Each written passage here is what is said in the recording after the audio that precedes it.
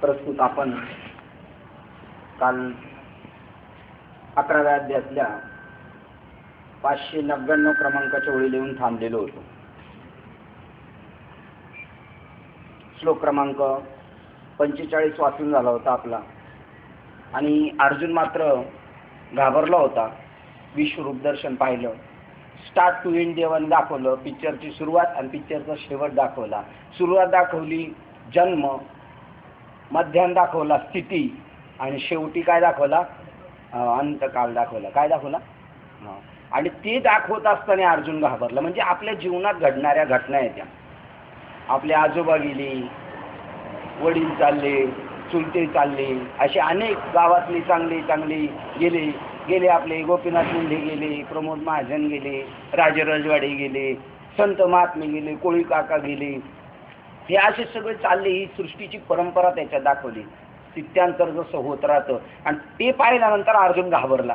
आणि ते घाबरल्यानंतर म्हणायला लागला आवरून घ्या आवरून घ्या. मग ठीक आहे, देव म्हटले कसे आहेत, जे ज्याला आवडतं ते देव त्याला देतो. परमभक्ताचं मागणं जसं असेल ते देव, जे जे इच्छी प्राणी ते पूर्वी चक्रपाणी. देवाने लगेच चतुर्भुज रूप धारण केलं. धारण केल्यानंतर मग अर्जुन अजून प्रसन्न झाला आणि आवडीमध्ये म्हणायला लागला की जेवढे बी करायच्यात गोष्टी, ध्यान, धारणा, जप, तप, हे तुमचं सगुण रूप पाहण्यासाठीच करायच्यात. ते म्हणतात पहा, आम्ही सर्व योगाचा अभ्यास केला तरी त्या योगाने पाहावाच मिळणारे ते हेच. म्हणजे सगळा योगाचा अभ्यास करून काय प्राप्त करायचं? देवाचं सगुण स्वरूप. आणि सर्व शास्त्राचा जरी विचारपूर्वक अभ्यास केला तरी मुख्य शास्त्र सिद्धांत तो हाच, काय? सगुण स्वरूप पाहणं. आम्ही सर्व यज्ञ केले तरी त्याचे फळ म्हणजे हेच रूप पाहणे होय. हे होय व त्याच रूपाकरता सर्व तीर्थयात्रा कराव्या लागतात. आता ही वाक्य बरोबर आहेत का? अर्जुनाचं म्हणणं. आणखी जे काही पुण्य अथवा दान आम्ही करू त्याचे फलस्थानी तुमचे चतुर्भुज रूप हेच फक्त होय. हे वाक्य बरोबर आहेत का? चुकीचं आहे. म्हणजे आता आपण म्हणू शकतो चुकीचं आहे, सिद्ध पण करून देता आलं पाहिजे. चुकीचं नाही. हा, म्हणजे त्यांचं म्हणणं तीर्थयात्रा करायच्या फक्त सगुण स्वरूप पाहण्यासाठी, जप तप करायचे फक्त सगुण स्वरूप पाहण्यासाठी, ध्यानधारणा योगा अधिक साधना करायची तीर्थ सगुण स्वरूप पाहण्यासाठी, शास्त्राचा अभ्यास करायचा सगुण स्वरूप पाहण्यासाठी. ते पाहण्यासाठी करायचंय का? नाही. तर जे अव्यक्त व्यापक स्वरूप आहे बघा ना, हरिपाठ सांगितलं अव्यक्त निराकार नाही जे आकार जे थुनचार अक्षर हरीची बरी, ते वास्तव स्वरूप देवाचं पाहायचे. आणि मग वरवर बाह्यकारी सगुण स्वरूपावर प्रेम करायचं. कारण का? कारण सगुणाशिवाय निर्गुणाची प्राप्ती होऊ शकत नाही. का? तर कोणतरी आपल्यासाठी सगुण झालेच ना. देव अर्जुनासाठी सगुण झाले, आपल्यासाठी आपले बाबा सगुण झाले. म्हणजे त्या माध्यमातून आपल्याला पण कुठं जायचंय? हे करायचं. आपल्याला हे कळालं पाहिजे आपण कशासाठी सत्संग करतोय. आपल्या इच्छित स्थळी जायचं, त्याच्यासाठी आपला सत्संग आरंभिलेला आहे. आपण हेच प्रस्थान आहे. आणि इथे गेल्यानंतर अर्जुन म्हणायला लागला, आणि त्याप्रमाणे त्या चतुर्भुज रूपाची जीवास आवड उत्पन्न होऊन तो पाहण्याकरता माझ्या चित्तात लगबग उडाली आहे.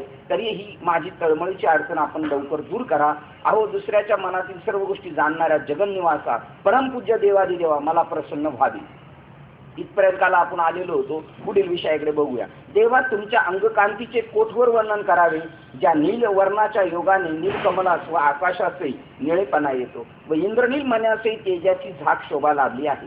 त्याप्रमाणे पाचेच्या रत्नास सुगंध सुटावा किंवा आनंदालाच हात फुटावे, तसेच भगवंताचे शरीर शोभत होते. याप्रमाणे प्रभूचे गुडघ्याच्या आश्रयापासून मुलगा होऊन मांडीवर ठेवल्यामुळे मदनाला शोभा प्राप्त झाली.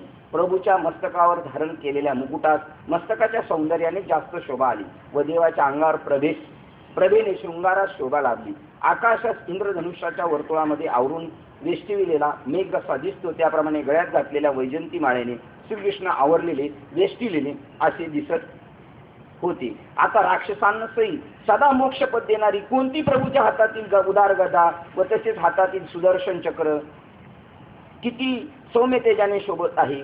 किंबहुना प्रभू तुमची नितांत सुंदर चतुर्भुज मूर्ती पाहावयास मी उत्सुक झालो आहे.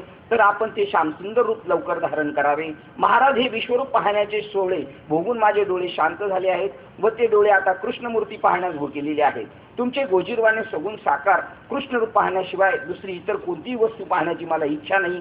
ते सगुण रूप जर पाहावयास मिळाले नाही तर त्यापेक्षा या विश्वरूपाची माझ्या डोळ्यांना कमी किंमत वाटते. आम्हाला तुमच्या मूर्ती वाचून ऐहिक ऐश्वर्य रूप भुक्ती व मुक्ती देणारी काही नाही. तुमच्या सुखातच भोग आणि आम्हाला मुक्ती भेटणार आहे. या सगुण रूपाशिवाय विश्वात भोग मोक्ष म्हणून काही आहे असे आम्ही मुळीच जाणत नाही. म्हणून हे विश्वरूप आता आवरून चतुर्भुज श्यामसुंदर गोजीरवाणे रूप धारण करा. आता देवाला याचे ह्या शब्दाचा राग येणार. एक शब्द अर्जुन असा टाकून बोलला, पहा मला ते सगुण रूप जर पाहावयास मिळाले नाही तर त्यापेक्षा विश्वरूपाची माझ्या डोळ्यांना कमी किंमत वाटते. आणि वास्तविक जे योग्य आहे तेच माणसाला कमी किमतीचं वाटतं. आपल्याला सुद्धा परमार्थ करणं ही का गरज आहे, तेच आपलं जीवन व्हायला पाहिजे. पण त्याच्याकडे आपलं मन ओढत नाही आणि बस तिकडे ओढतं. आपल्या गावागावाकडे तमाशा असला यात्रेला आणि गावामध्ये सप्ताह बी असला तर गर्दी सप्त्याला असतात का तमाशाला असतात. कारण का माहिती आहे का, जीवाला ज्याच्यामधून आनंद मिळणार आहे, ज्याच्यातून स्वरूप ज्ञान मिळणार आहे, जे त्याचं आद्य कर्तव्य ते कंटाळवाणी वाटतं. मुलाला अभ्यास करायला कंटाळा वाटतो, आपल्याला कामावर जायला कंटाळा वाटतो. यांना असं वाटतं काय रोज रोज स्वयंपाक करायचा, जाऊ आपण खर्चेलो हॉटेलमध्ये. म्हणजे प्रत्येकाला आपल्या मूळ कर्तव्याचा कंटाळा वाटतो आणि त्याच्यापेक्षा दुसरे जे ते खाली घेऊन जाणार आहे त्याच्यामध्ये इंटरेस्ट वाटतो. अर्जुनाचं तसंच झालं बघा. आता देव त्याला लगेच झापाझापी करणार. याप्रमाणे अर्जुनाची बोलणे ऐकून श्रीकृष्णाला मोठे आश्चर्य वाटले होते. म्हणाले, तुझ्यासारखा असा अविचारी मनुष्य मी पाहिला नाही. पहिलीच पदवी अर्जुनाला देऊन टाकली, अविचारी. तुला विचारच नाही. अविचार म्हणजे काही शिवी नाही किंवा काय नाही बोललं, ज्याच्याकडे विचार नाही, सारासार विचार नाही, त्याचं नाव अविचार आहे. दोघांमध्ये तुला कळायला पाहिजे, अरे तुला हा विश्वरूप दर्शनाचा केवढा मोठा लाभ झाला आहे याचा संतोष मानित नाही. उलट भीतीने एक कल्ली अडाण्यासारखा मला तुमचे चतुर्भुज रूप दाखवा असे काय बोलतोस. नंबर 2 पदवी दिली, अडाण्या. वास्तविक अर्जुनाला कळालं नाही बघा. आपण बी प्रवचनाला बसल्यानंतर म्हणतो आम्ही फार भाग्याचे, आता आम्हाला हेच करायला पाहिजे, बाबांचे अनंत उपकार आहे, हेची करणे आम्हा काम बीज वाढवावे नाम. आणि जेव्हा बीज वाढवायचं नाम येतं नाही, काम करण्याचं तर दुसरंच काम काय करतो आणि तिकडं पळत बसतो. काय माणसाचं कर्तव्य. अरे बोलतो एक करतो एक, काय कमाल आहे का नाही. आपली स्टेप नाही बरं का. आपले जे दिग्गज आहेत ना त्याच्यामुळे हा सगळा घोटाळा झाला. म्हणून बाबा शिव्या देतात का इथल्या गादीवरचीच लाईक नाहीत, त्यामुळे घोटाळे जास्त चालेल. गुरुजीच गैरहजर असल्यामुळे शिष्याची हजेरी लागू शकत नाही. पहा बरं केवढा मोठा त्यांनी सांगितलेलं आहे. हो, तू चतुर्भुज दाखवून आम्ही कोणाच प्रसन्न झालं तरी बाह्यकारीच होतो व शरीरापर्यंत त्यास देतो, परंतु मनापासून प्रसन्न होऊन आपला जीव त्यास अर्पण करणे असे कोणाच केले आहे का. मला सांगायचं होतं का, त्यांनी माझंच कबूल केलं. कीर्तनाला बसल्यानंतर म्हणला प्रवचनाला करायला आपल्याला हेची करणे काम. तसंच तो त्याच्या तोंडाने म्हटला अर्जुन परवाच्या दिवशी, अरे बापरे मी हे जे विश्वरूप पाहिलं हे ब्रह्मदेवाला आणि शंकराला अजून कानावर सुद्धा खबर नाही, तर पाहण्याचा विषयच निराळा आहे म्हटला. ते मी आज सुख पाहिलं. मग अलौकिक पाहिलं, एक आगळं वेगळं पाहिलं, मग त्याच्यावर एक रूढ राहिलं पाहिजे की नाही, त्याच्यावर दूर राहिलं पाहिजे की नाही. बापरे आम्ही कोणासही प्रसन्न झालो तरी बाह्यकारीच होतो व शरीरापर्यंत त्यास देतो, परंतु मनापासून प्रसन्न होऊन आपला जीव अर्पण करणे असे कोणाला केले आहे का. मी कोणाला प्रसन्न झालो तर बाह्यकारी देतो. उपमन्यूला दिलं, काय दिलं, दुधाचं सागर दिलं पण बाह्यकारीच दिलं. ध्रुवाला दिलं, नाही दिलं पण आढळपद दिलं, बाह्यकारीच दिलं. पण माझं स्वरूप नाही प्राप्त करून दिलं. माझा मूळ गाभा जो जीव, माझा जीवच हा व्यापक झालेला आहे, ते मात्र मी त्यांना दिलेलं नाही. तर नाहीतर आमचे मनापासून प्रसन्न होणे तुझ्याकरता असून अंतकरणातील गुह्य कमावून एवढे मोठे विश्वरूप ध्यान तुझ्याकरता तयार केले आहे. माझी प्रसन्नता ही तुझ्या प्रेमभक्तीने कशी काय वेडावली हे माझेच मला कळत नाही. देवाला सुद्धा कळत नाही की आपण कोणत्या स्टेपला आलोय. आपली एवढी खाली येण्याची स्टेप नाही. देवाला शपथ घ्यायची वेळ नाही. मागच्या याच्यात देवाला तुझी शपथ घेऊन सांगतो, देवाची शपथ घेऊन सांगतो. देवाला शपथ घ्यायची गरज आहे. पण देव इतका अर्धा माणूस होतो आणि अर्धा माणूस झाल्याशिवाय माणसाला देव करता येत नाही. आईला अर्ध बाळ व्हावं लागतं. त्या पोराला जर चांगलं शिकवायचं असेल, बोलायला शिकवायचं असेल, चालायला शिकवायचं असेल, तिला चांगलं बोलता येतं असलं तर ती म्हणजे माझे बबडे तसंच बोलतंय, असं बोलते तसं बोलते. तिला चांगलं बोलता येतं पण त्याच्या त्या बोबड्या बोलण्याने अजून तो पुढच्या स्टेपला जावा, त्याच्यासाठी तिला अर्ध बाळ व्हावं लागतं. तसं संताला देवाला अर्ध माणूस व्हावं लागतं खाली. अर्भकाचे साठी पंते हाती धरली पाटी, पंते हाती धरली पाटी, पंते हाती धरली पाटी. तैसे संत जगी क्रिया करुणे दाविते अंगी, क्रिया करुणे दाविते अंगी, क्रिया करुणे दाविते अंगी. उत्कृष्ट प्रमाण दिलं महाराजांनी. आणि आज जागा सुद्धा चांगली निवडली. आवाज एकदम क्लिअर येण्यासाठी खरखर नको, काय नको. हा एकदम चांगलं. अजून मागं जायचं बसायला मग, आहे की नाही? चांगलं चांगलं एकदम चकाचक. त्यामुळे कळलं नाही ना कुठून प्रमाण आलं म्हणून. इकडून आलं प्रमाण. संताला सुद्धा तसंच व्हावं लागलं, आहे की नाही? काय प्रमाण दिलं महाराजांनी? अर्भकाची साठी गुरुजीला गिरवाची गरज नाही. एक रे एकाचा, एक रे एकाचा, त्याच्यासाठी, त्या मुलासाठी शिकवण्यासाठी. तसं अर्ध देवाला खाली यावं लागलं. मी कसं काय एवढा वेडा झालो म्हणतात. माझी प्रसन्नता तुझ्या प्रेमभक्तीने अशी काय वेडावली ही माझी मला कळत नाही. म्हणून आमचे परमगुह्य विश्वरूप त्याचा जगात ध्वज उभारला आहे.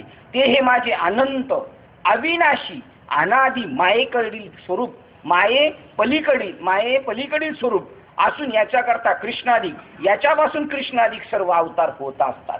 याच्यातूनच होतात आणि पुन्हा याच्यामध्ये जातात. रामकृष्णाधिक अवतार इथून आले तिथेच जातात आणि त्या मूळ स्वरूपाला आपल्याला प्राप्त करायचे. काय सांगितलं बघा, अनंत आहे. अनंत हे नाम जया. अनंत आहे म्हणजे व्यापक आहे, सत्य ज्ञान अनंत, पण त्याच्यात शुप्त आनंद आहे. आनंद नाही रूप वर्ण गुण. अविनाशी आहे. तसं आपल्याला अविनाशी करी आपुले यायची, असं अविनाशी आहे त्याचं स्वरूप. आणि आपलं स्वरूप कसं आहे? मूर्तीचं स्वरूप कसं आहे? आकाराचं स्वरूप देवाचं असलं तर अविनाशी का विनाशी आहे? देव आले, रामकृष्ण आले गेले, त्यांनी काय जग ओस पडले? म्हणजे आले गेले त्यांनी काही फरक नाही पडणार. त्यांच्या आकाराने नाही काही फरक पडणार, पण त्यांच्या मूळ स्वरूपाने मात्र. मग त्यांचं मूळ स्वरूप जाणलं पाहिजे. येथे नाही उरवाले अवतार, हेर पामर जीवन कोण? म्हणजे अवतार मेले आणि जन्माला आले तरी सृष्टीचं एवढं काही घोटाळा होऊ शकत नाही. पण जे मूळ स्वरूप आहे त्याने जर आकंठ तांडव मांडलं तर मग मात्र सगळ्या सृष्टीचा ऱ्हास होऊ शकतो. ते माये पलीकडील सगळ्या जगाचा नाश झाला तरी ज्याचा नाश होत नाही, ते आपलं स्वरूप आहे. सगळ्या जगाचा नाश झाला तरी आपलं नाश नाही होणार, ते स्वरूप आपले. आणि ते जर आपल्याला कळालं तर मग आता मागच्या पहिले प्रश्न साहेबांनी विचारला होता, साप वाघ हाती आली एकदम धावून, तरी आपल्याला काय भीती? कारण नाही. कारण का? सगळ्या जगाचा ऱ्हास झाला तरी माझा ऱ्हास होणार नाही, हे जर कळालं नाही. याच युक्तीने नामदेव महाराज म्हणले, जरी हे आकाशवर पडू पाहे, ब्रह्म गोळ भंगा जाय, वडवाण त्रिभुवन काय, तरी मी तुझीच वास पाय. म्हणजे तरी पण मी मरणार नाही, मला काहीच होणार नाही. सगळं जगराज झालं तरी आकाश पडलं खाली काय शिल्लक राहणार, तरी सुद्धा माझं असं स्वरूप आहे. त्या स्वरूपाला मी प्राप्त झालेले आहे. आणि ते स्वरूप आहे ना, त्याच्यातून रामकृष्णाधिक अवतार जन्माला येतात आणि कार्य झालं का पुन्हा जातात. बा इथे देवानी त्या प्रश्नाचं उत्तर दिले. अर्जुनाने 11वा अध्याय सुरुवात झाल्यानंतर 100 ओळी झाल्यानंतर अर्जुनाने प्रश्न विचारला, तू शेषावर निजलेला असतोस आणि त्या सोंगापासून तुझ्या तर जगाचा इंड होऊन पुन्हाच्या स्वरूपात जातो. म्हणजे शेषावर झोपलेलं आहे ते स्वरूप कुठून आणलेस तू? तिथपासून तर पुन्हा ते स्वरूप संपल्यानंतर पुन्हा कुठं जातो? ज्या मूळ स्वरूपाला, त्या स्वरूपापर्यंतची मला आख्यायिका सांगतो. ते विश्वरूप मला दाखव. आता इथे सांगतात का ते मायेकडील माझे स्वरूप याच्यापासून कृष्णाधिक अवतार होत असतात. हे माझे स्वरूप केवळ ज्ञान तेजाने उत्स्फूर्त भरलेले आहे. आकाराचा देव कृष्ण जरी प्रसन्न झाला तरी आपण भाग्यवान नाही.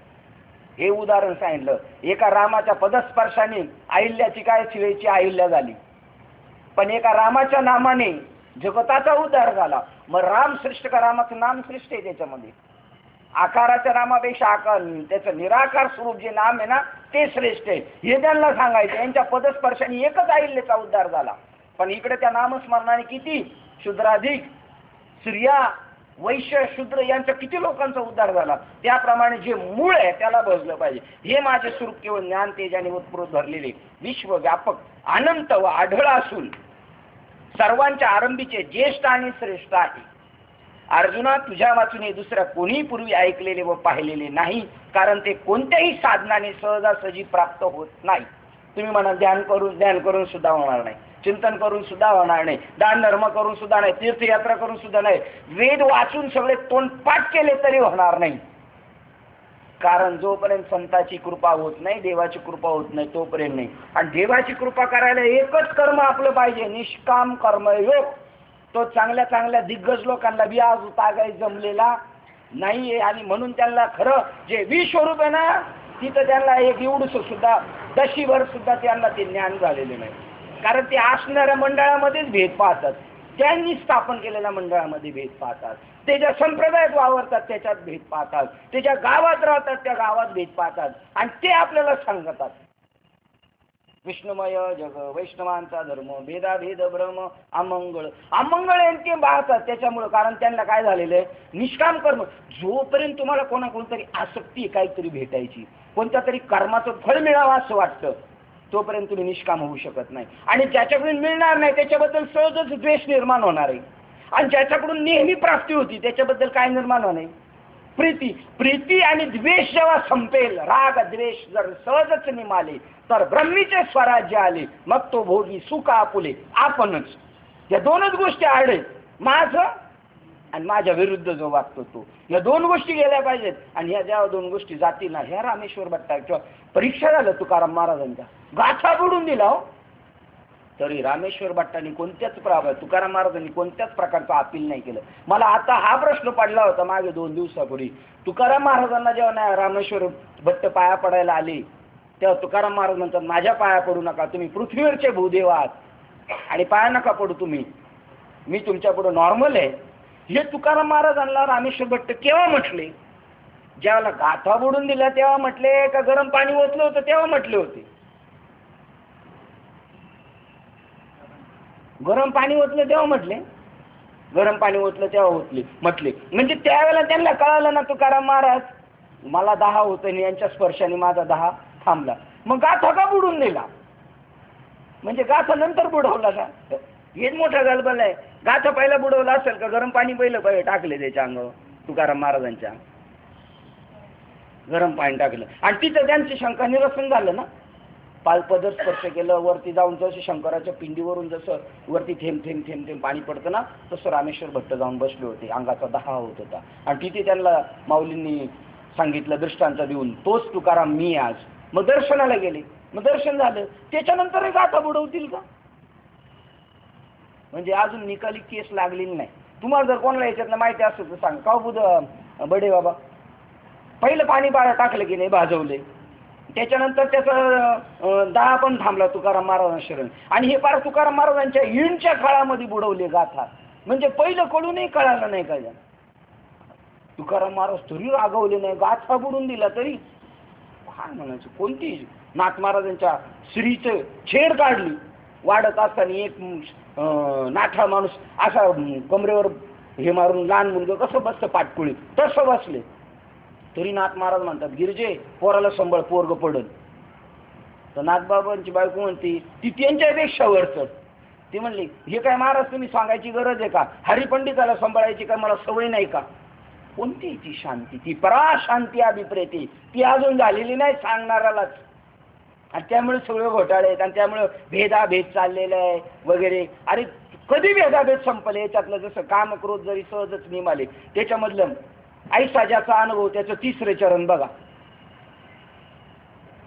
त्याचं 3रं चरण गेला वाद खंडूनी, त्याचं अगोदरचे टोक बघा. नाही ना, ऐसाजाचा अनुभव विश्वदेव सत्यत्वे देवतया जवळी असे पापनाशे दर्शने, कामक्रोधा नाही चाली भूती झाली. आणि मग तुका म्हणे भेदाभेद.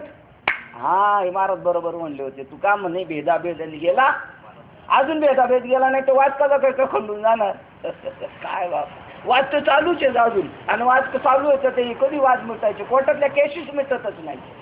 कारण हे ज्ञान झालं नाही, हे ज्ञान सांगणारं झालं नाही. बाबांनी आपल्याला फक्त काय केलं, वाटल लावलेलं आहे. अजून आपल्याला पोचायचंय. पोचायच्या अगोदरच गप्पा मारायला सुरुवात झाल्या का झालो आम्ही म्हणलं बुडाले. मग त्याप्रमाणे भयंकर अशी आवाडव्य रूप मी तुला दाखवली. अर्थात पलटी मारले बघा, पान पलटी मारले सुद्धा, एक पान पुढे गेलो, एकच पठ्ठे असं अर्जुन महाराज मला गेलो सांगतात ती ओळ नाही आली, एखाद्याला ओळख टाकली जाती नाही सांगतात नंतर. अर्जुना तुझ्या वाचून दुसरे कोणी पूर्वी ऐकलेले किंवा पाहिलेले नाही, कारण हे कोणत्याही साधनाने सहजासहजी प्राप्त होणारे नव्हे. कशानेच प्राप्त होणार नाही. का स्वरूपाच्या ठिकाणापर्यंत येताच वेदांनी मौन धारण केली, बोलू शकत नाही माणूस. ज्या वेळेला तिथं परमात्म्याची गाठ पडते ना, आईची मुलीची बघा माहेरावर येत असते, आणि वाट बघत असते. आणि त्यांची जर नाक्यावर चौकातच गाठ झाली एस टी स्टँडला, त्यांना पहिलं बोलतच नाही, आवाजच फुटत नाही त्यांचा. तसं वेदाचं झालं. स्वरूपाच्या ठिकाणापर्यंत येतानाच वेदांनी मौन धारण केले. यज्ञ करणारे स्वर्गापर्यंत जाऊन माघारी परत आले. साधकांनी योगाभ्यासाचे श्रम करूनही याची प्राप्ती होणे अवघड आहे असे, पण योगाभ्यास सोडला व अध्ययन करणारासही या स्वरूपापर्यंत येणे सुलभ झाले नाही.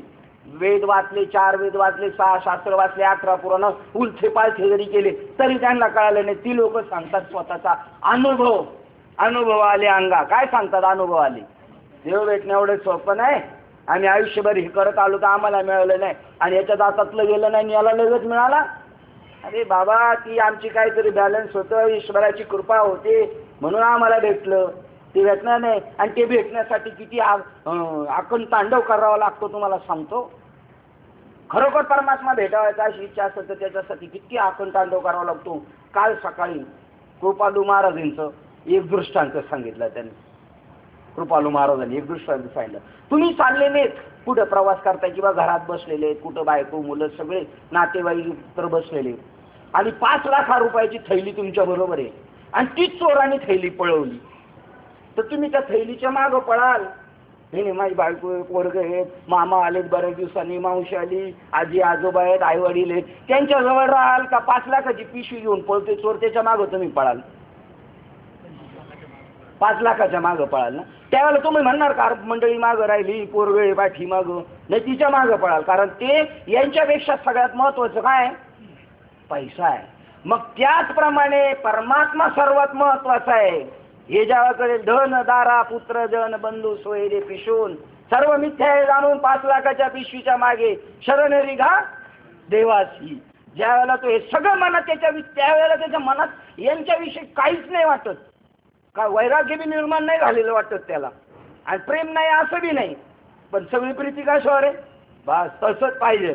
आणि तसं जेव्हा होणार तेव्हा ती गोष्ट आपल्याला प्राप्त होणार. त्याच्यासाठी याला सोडून एवढं धुमचकाट पळावं लागेल. मग 5 लाखाची पिशवी तो जेवढ्या स्पीडनी घेऊन पळत असेल तेवढ्या स्पीडनी तुम्हाला पळावं लागेल.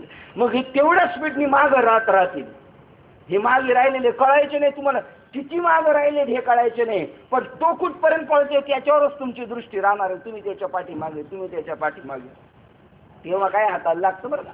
हे सहज आपलं चाललंय म्हणून चाललंय असं नाही आहे त्या गोष्टी.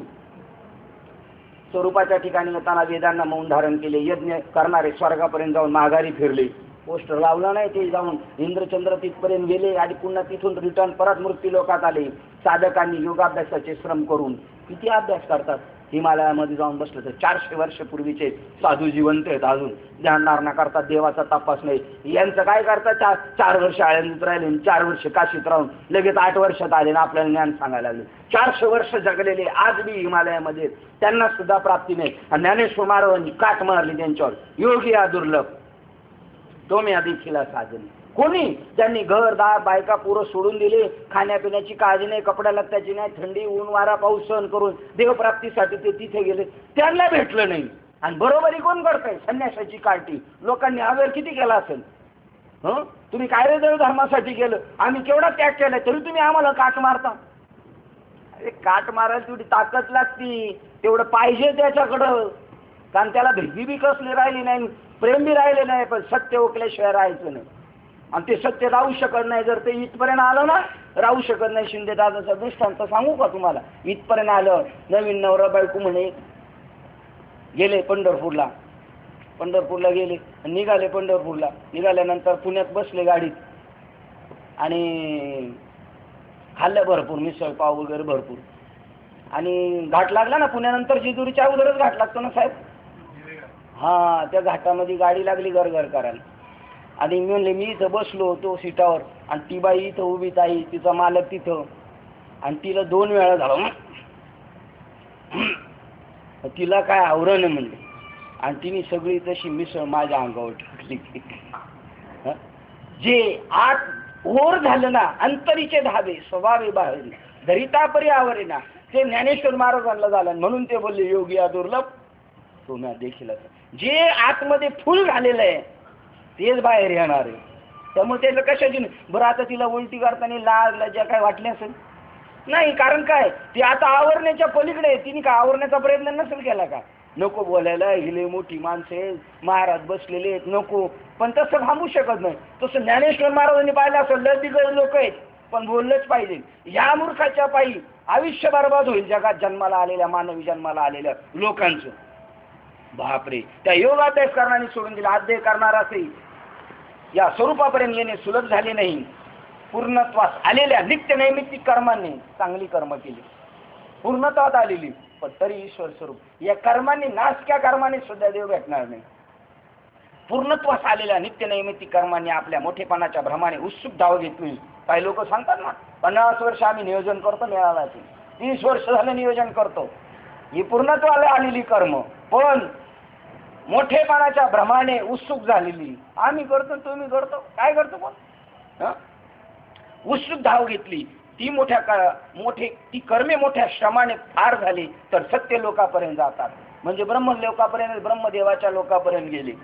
त्याच्यावरची एक स्टेप आहे, ती आता चित्र नाही तर त्याच्यात लगेच चित्र स्पष्ट दिसलं जातं.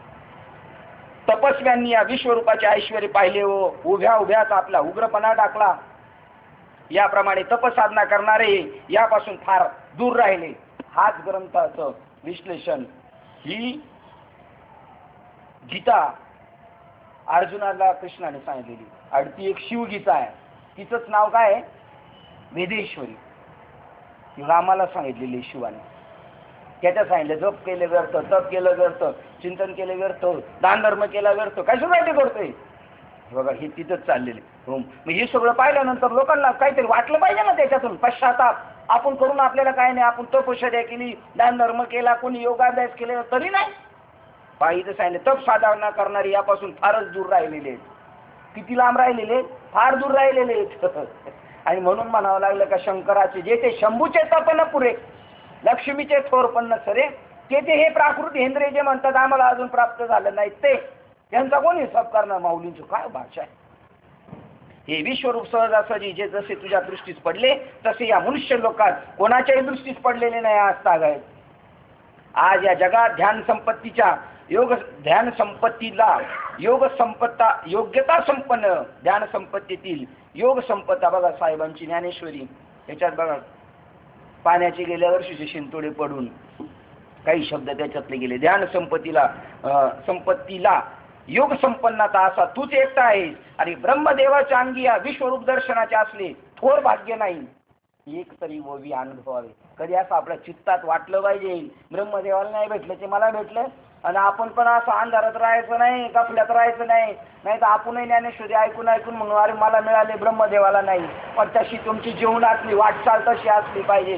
तुमचा नित्याला सत्याच्या जीवनात तुमचा नित्य अनुभव तसाच पाहिजे का मी आत्मा आहे, मी देह नाहीये, मला हे विश्व ब्रह्मस्वरूपच दिसतंय. इथं माणसं दिसतात निमित्त मात्र, पण माणसं नाही आहेत, असा तुमचा नित्याचा अनुभव पाहिजे. तुम्ही व्यवहार करताना तसाच केला पाहिजे. दुष्ट माणूस जरी तुमच्याकडे दुष्टपणाने जरी आला असला तरी तुम्ही त्याला सरळच उत्तर दिलं पाहिजे. जरी त्याला काही तुमच्याविषयी करायचं असलं तर एक भाग निराळा आहे का टीट फॉर टेट, जो जसा असेल तसा, तो एक अपवादात्मक भाग आहे फक्त. नाही तर तुम्ही सरळच चालले पाहिजे. तुम्ही कोणताही आडपडदा नाही ठेवायचा. मग काय, मग मजाचे. कारण येणारा सुद्धा कोण आहे?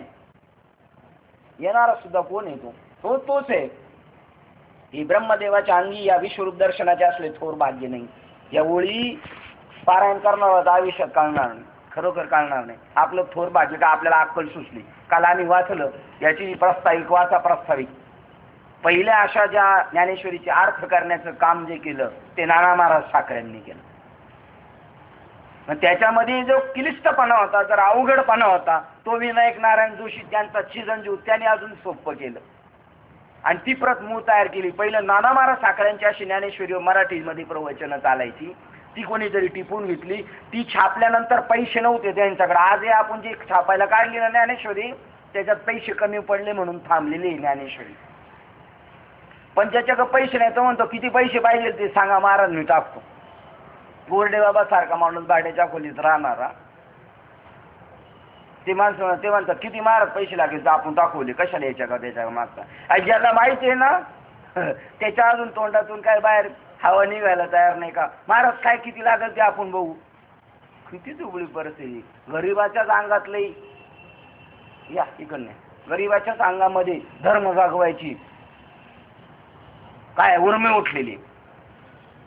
कुठून कुठे गेलो आपण. हा तर त्या नाना महाराज साखऱ्यांनी निर्माण केल्यानंतर मग मात्र त्याच्यानंतर त्यांनी काय केलं, जी मराठ्यांची प्रत आहे, आवटे प्रत आहे, भिडे प्रत आहे, पहिल्या ज्ञानेश्वरी जुन्या जेव्हा साखरे महाराज नव्हते, मामासाहेब दांडेकर नव्हते, तेव्हा ही लोक छापत होती. ही माळकरी नव्हते त्याच्यातले निम्मे अर्धी, पण पैसा होता. मग त्यांनी संपादन केलं, ते छापलं आणि त्याच्यावर विक्रा करून लोकांना छापला. पण मग मात्र ही लोक पण जरा यांना आयडिया आली, जशी आता आपल्याला आयडिया आली ना मेळावा करताना, तशी त्यांना आयडिया आली. मग त्यांनी ह्या चालू केल्या आणि त्याच्यात त्यांनी स्पष्ट लिहिलं, याचा वारकरी संप्रदायाला फार मोठा फायदा झाला. कारण तत्वज्ञानाचा विषय नाना महाराज साखऱ्यांनी आणि विनायक नारायण जोशी त्यांचा मुलगा त्यांनी बाहेर काढल्यामुळं त्याच्यानंतर जोग महाराजाधिकारांनी याच्यावर मग असं अशी टॅग करून ज्ञानेश्वरी समाजापर्यंत आणण्याचा प्रयत्न केला. एवढी मोठी छापराक मारलेली याच्यावर या प्रास्ताविकमध्ये. कोणताही ग्रंथ वाचताना पहिली प्रास्ताविका वाचायची, मग त्याच्यातून आपल्याला त्याचा मूळ आहे ना उद्देश कळाला जातो, त्याचं काय, त्याचं मत काय बनवणाराचं. त्याच्यात सरळ लिहिलं, मोक्ष हा सामान्य जीवाला एकदम सोपा व्हावा याच्यासाठी ज्ञानेश्वरांनी ज्ञानेश्वरी केली. आणि अख्खा ज्ञानेश्वरीचा विषय ब्रह्मज्ञान सोडून दुसरं काहीच नाही, ब्रह्मजीवाला प्राप्तच झालं पाहिजे हा विषय. आणि अत्यंत वाटेल त्याला भलत्या यातीचा असला तरी त्याला मिळावं, बरगटलेल्या माणसाला अगदी सोपं झालं म्हणे ब्रह्मज्ञान मिळालं, स्वरूप ज्ञान मिळालं. आणि यांनी अगदी अवघड करून ठेवलेले इतर लोकांनी. आणि म्हणून बाबांनी एवढी चवताळून उठले, तापून उठले. साधं नाही ते तापणं, काय चिड असेल. आता तुम्ही विचार करा, आपल्याला इथं बोलताना विचार करतो, बाबा म्हणतात तू कीर्तन कशाला तुझ्या ऐकायला करतो का, म्हणजे कोणती ती स्टेप असेल. आपण हे बोलताना सुद्धा हळू बारीक आवाजात बोलतो. ती आता शिवी जाताना का माणूस असं बोलतो. सगळे घरातली माणसं जर चाळीत जर भांडणं झाली ना, तर मागच्या चाळीतली लोक सुद्धा पुढे ढोकवायला येतात काय चाललंय म्हणून. तेव्हा त्यांना कळतं भांडणं चालू आहेत म्हणून, त्याच्याशिवाय कळेल का लोकांना. आता इथे बी करू आवडीने डॅशिंगपणा आहे भक्ती म्हणजे. काय ते माजलं असेल की कोडं हे राकाळ झालं असेल. अरे ब्रह्मदेवाच्या अंगाला एवढं जर मिळालं गप्प बसल का. मिसळ जर ओव्हरटेक झाली तर थांबू शकत नाही. जे ब्रह्मदेवाला नाही कोणालाच नाही, त्यावेळेलाच नामदेव महाराजाच्या मुखातून वाक्य आले, आम्ही दैवाचे दैवाचे. एवढ्या सगळ्यांची पाहिली ब्रह्मदेव शंकर यांच्यापासून पाहिलं तर यांच्याकडे पाहून बोट करून सांगितलं. आणि हेच काल्याच्या याच्यात अभंगात एक प्रमाणे वाकुलिया ब्रह्मादिका वाकुलिया दाऊ उत्तम लोका, एकदम बलाढ्य लोकांना सुद्धा वाकुल्या दाखवू, कारण त्यांना जे प्राप्त झालं नाही ते आपल्याला प्राप्त झालं. बापरे. म्हणून सर्व व्यापक विश्वरूप दर्शनाच्या लाभाने तू आज स्वतःला धन्यमान बापा रे. याचे भय मानू नकोस, या विश्वरूपाला घाबरू नको. तुम्ही आपण निश्चित केला पाहिजे. पारा आपल्याला वटारलेला माणूस आला ना असा विश्वाला तलवार घेऊन कापायला, तरी आपण डगमगलं नाही पाहिजे. आता साप जरी चावल्यावर आपल्याला वीज चढणारी, पण तलवार घेऊन आलेलं महाराज, तरी सुद्धा तुम्ही त्याच्याकडे पाहत राहायचं. मारायचं तर मार बाबा, तू मारील काय का. गांधीजींनी हेच शस्त्र गांधीजींनी आजमावलं आणि चले जा ब्रिटिश सरकारला सांगितलेले हेच तत्व. ते म्हणतात एक मारली इकडून तर दुसरी दाखवा. मारणारा शांत होईल, 100 वेळा चुकणारा सुद्धा चक्कर येऊन पडला मुसलमान. आणि त्यांनी सांगितलं एका जनार्दन का बंदा जमीन आसमान खुदा भरा. थुकणाऱ्या माणसाला संतावर त्याला कळालं ओतप्रोत परमात्मा भरलेला आहे, वाचणाऱ्याला कळायला नको, माळ घालणाऱ्याला कळायला नको. बापरे. तू बाबा धन्यता मान, भय मानू नकोस. कोण काय करणार नाही, कोण मारणार आहे, त्या परीक्षेला घाबरला नाही पाहिजे तू. आणि असे भय मानू नकोस. जसं एखादा घरात पाहुणा आला ना आपला, ते जर असं पोराकडे आगादी बघत असलं तर आपण म्हणतो हे पोरग कोणालाच नाही घाबरत, मामा तुम्हाला घाबरतो का.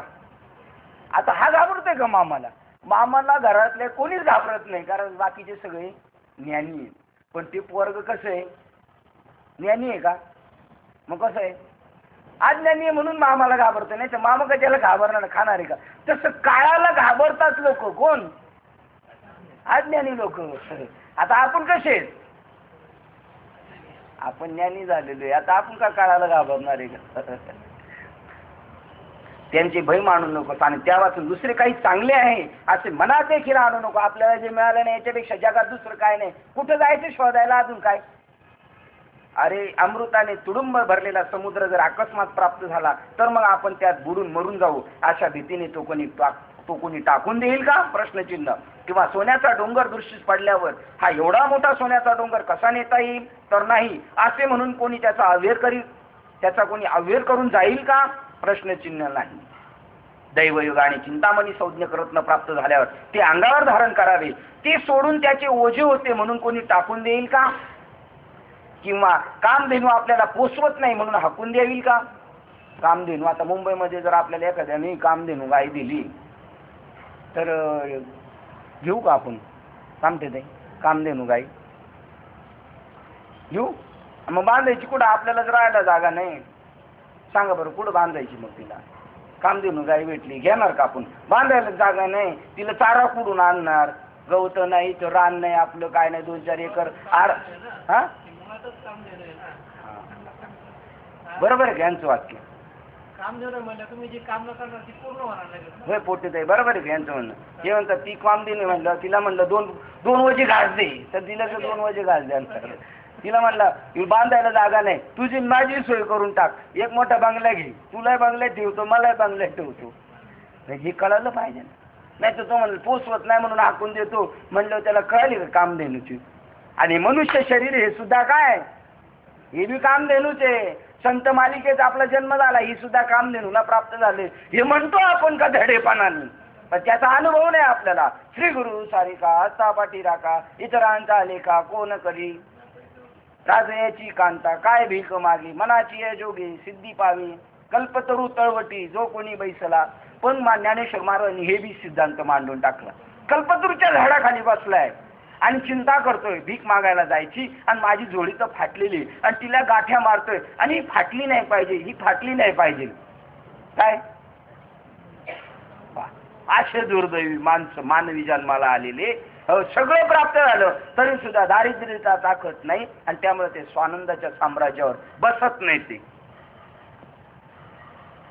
दैवयोग आणि चिंतामणी संज्ञ. किंवा कामधेनू आपल्यास पोसवत नाही म्हणून हाकून द्यावी.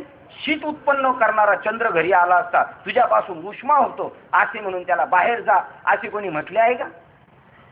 तू सावली पडतोस म्हणून पलीकडे जा असं कोणी सूर्याला म्हणेल का. त्याप्रमाणे या तेजस्वी विश्वरूपाचे ऐश्वर्य आज तुझ्या हाती सहज लाभले असून तुझ्या मनात गडबड वा गोंधळ का उत्पन्न व्हावा. पण अर्जुना तू अगदी गावंढळ असून तुला काही समजत नाही. 3री पदवी, पहिली अडाण्या, 2री ही गावंढळ, त्याच्या अगोदर अविचारी, 3री पदवी दिलेली. आता तुझ्यावर काय रागवायची.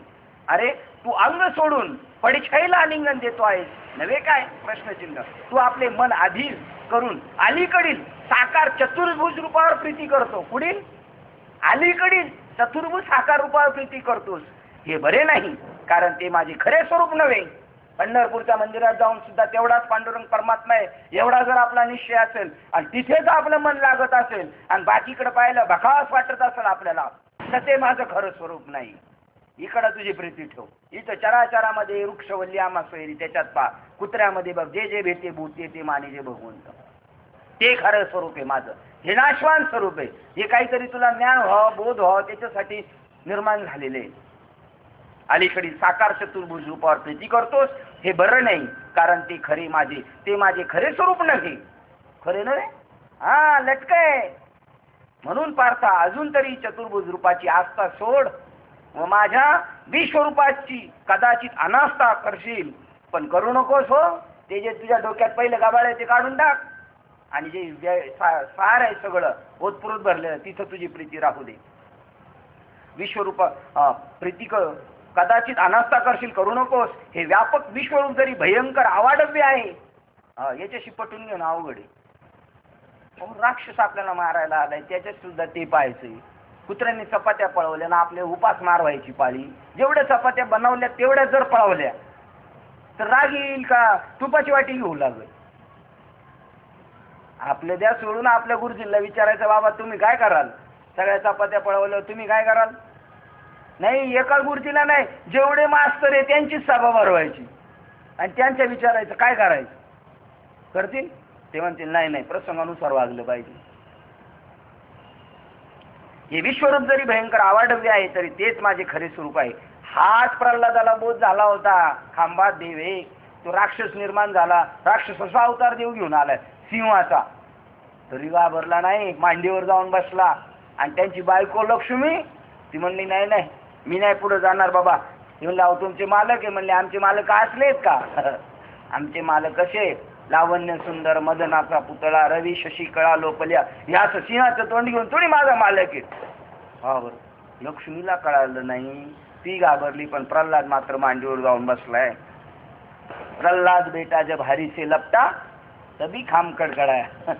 ठीक आहे. त्याप्रमाणे कृपण मनुष्य आपले मन द्रव्याच्या ठेव्याजवळ ठेवून फक्त शरीराने जगात इतर सर्वत्र व्यापार करीत असतो, किंवा पंख फुटले नाही अशा पिल्लाजवळ घरट्यात आपला सर्व जीव ठेवून पक्षी आकाशात संचार करण्यात जाते. अथवा गाय जरी डोंगरात चरत असली तरी तिचे चित्त घरी बांधलेल्या वासरावर अडकलेले असते. तसे तुझे प्रेम या विश्वरूपाच्या ठिकाणी कायमचे ठेव, कंटिन्यू.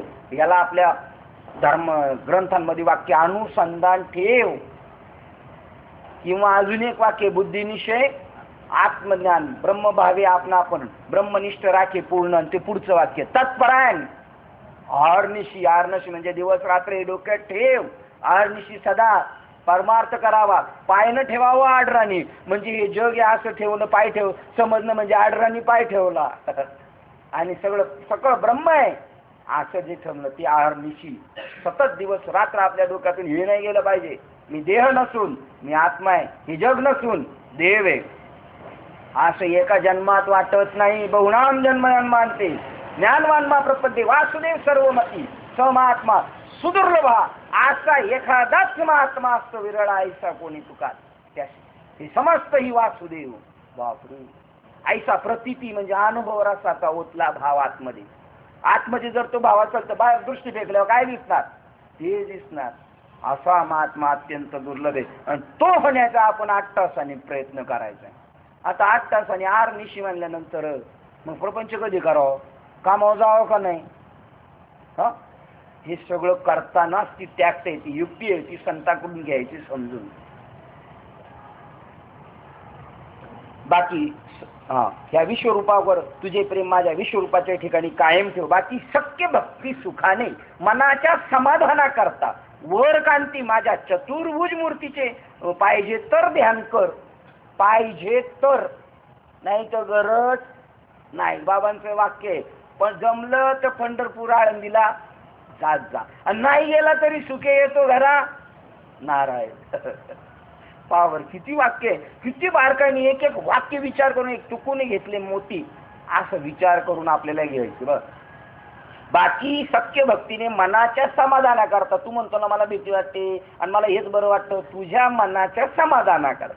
वर कांती, वर का आतमध्ये नाही, वर वर आपलं चाल जोपर्यंत तुझ्या मनात येतोपर्यंत, पण ते काढण्याचा प्रयत्न कर.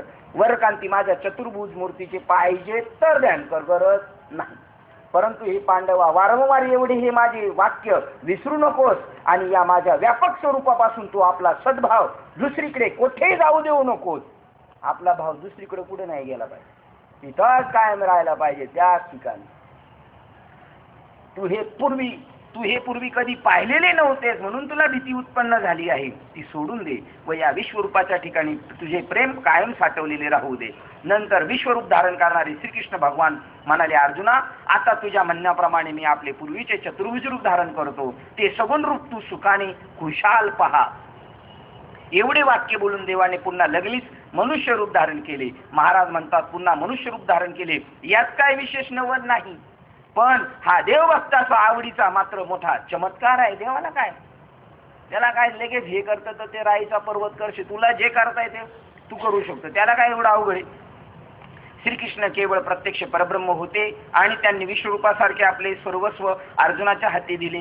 असे असूनही ते त्याला आवडले नाही.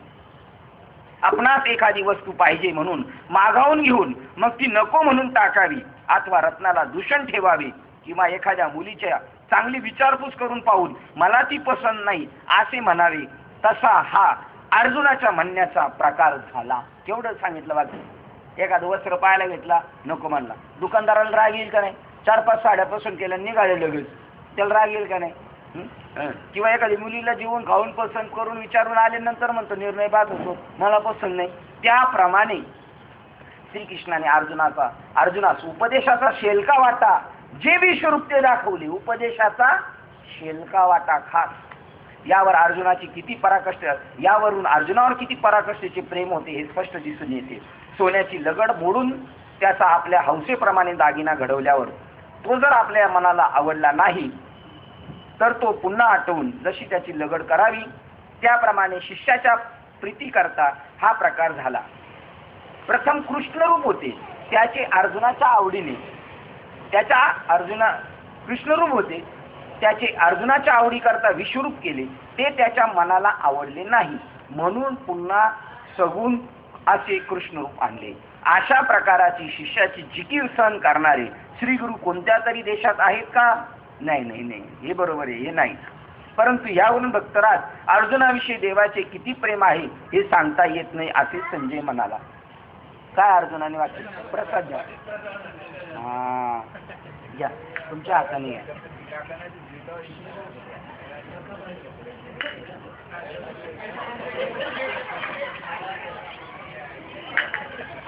ही आहे.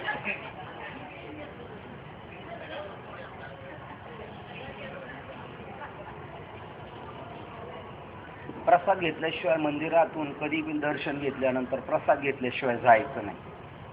तसं मनुष्य जन्माला आलो आणि सगळं पाहिलं, हे दर्शनच घेतले आपण, हे विश्वरूपाचंच दर्शन घेतलंय, तर प्रसाद घेतल्याशिवाय जायचा नाही. भेटला तर मागून घ्यायचा, पण तसं जायचं. ही बरं का, ही ईश्वराने आपल्यासाठी डायरेक्ट चित्रीकरणच करून दाखवलं. ज्यांनी अनुग्रह घेतला नाही त्यांच्यासाठी ही वाक्य, ज्याने अनुग्रह घेतला पण अवस्था होत नाही त्याच्यासाठी ही वाक्य.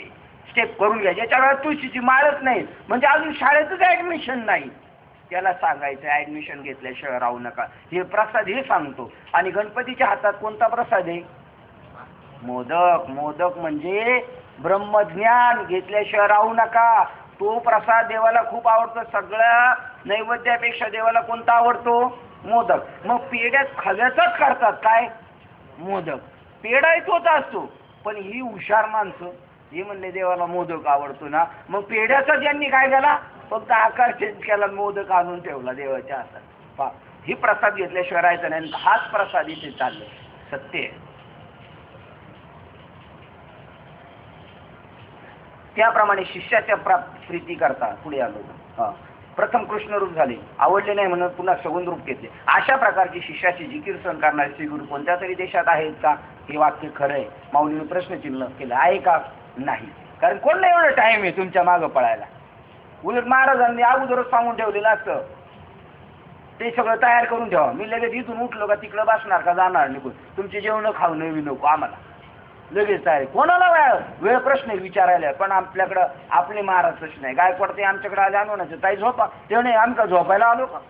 काहीतरी प्रश्न विचारा. रात्रीचा दिवस करून तुम्हाला आपल्याला ज्ञान फसवण्याचा प्रयत्न करतात. हे संतत्वाचं लक्षण आहे. याच्या पलीकडे काय? आई वडील रात्रीचा दिवस करून पोराला आपल्यासारखं करण्याचा प्रयत्न करतात, म्हणजे संसारिक करण्याचा प्रयत्न करतात. आणि संत रात्रीचा दिवस करून आपल्यासारखं पारमार्थिक करण्याचा प्रयत्न करतात. याच्या पलीकडे चुलता चुलती नाही करू शकत.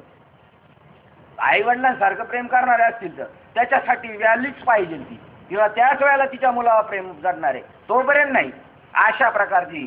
परंतु यावर महाराज भक्तराज अर्जुनाविषयी देवाचे किती प्रेम आहे हे सांगता येत नाही असे संजय म्हणाला. भगवंताने विश्व व्यापून आपल्या स्वभोवती विश्वरूपाचे जे दिव्य तेज प्रकट केले होते तेच त्याने पुन्हा त्याच सगुण कृष्ण रूपात समाविष्ट करून साठवले. ज्याप्रमाणे तत्वमसी महावाक्यातील त्वम हे सर्व पद अल्पज्ञ अल्पशक्तिमान जीवाचे लक्षाभूत जे कुटस्थ चैतन्य तत् तेच तू आहेस, जे तुझ्या अल्पज्ञ अल्पशक्तिमान जीवाचे लक्षाभूत जे कुटस्थ चैतन्य म्हणजे आपल्या आतमध्ये असणारा परमात्मा.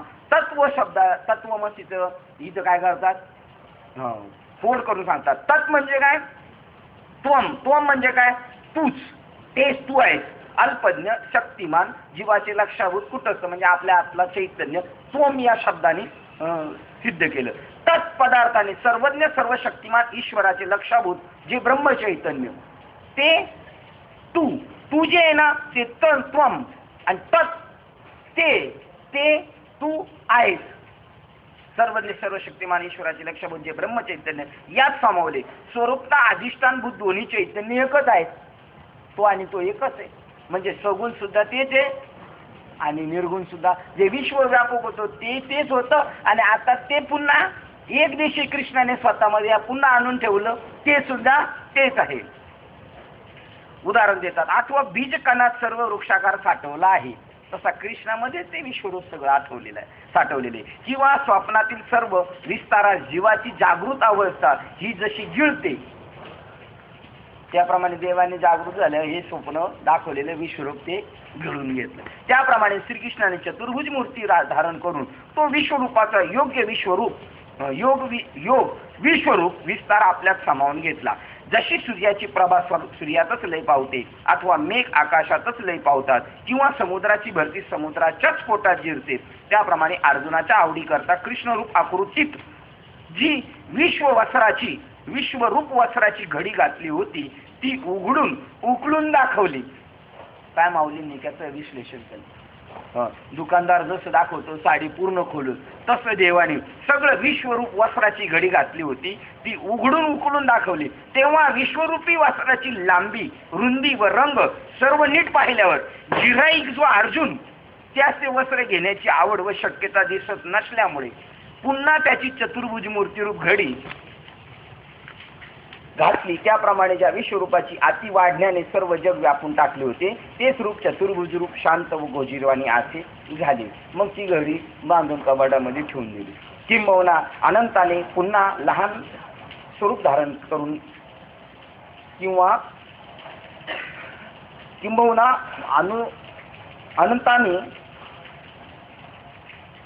अनंतानेच पुन्हा लहान स्वरूप धारण केले.